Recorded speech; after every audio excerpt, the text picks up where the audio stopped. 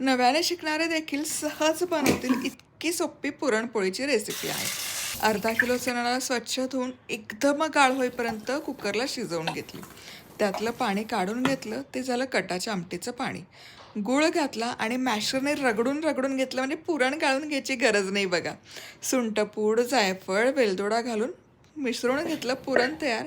गव्हाचं पीठ, हळद, मीठ घालून अजिबात तेल न घालता कणिक मळून घेतली.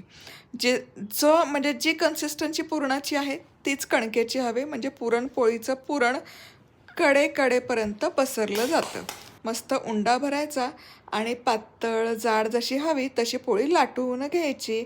आ हा हा हा, काय दिसतीये बघा भारी. बरं, सबस्क्राईब केलं नसेल तर पटाक्कन सबस्क्राईब करा की. आणि तुम्हाला सांगते, आमच्या मराठवाड्यात आहे ना अशीच गुबगुबीत पुरणपोळी करतात तर बघा. आ हा हा हा.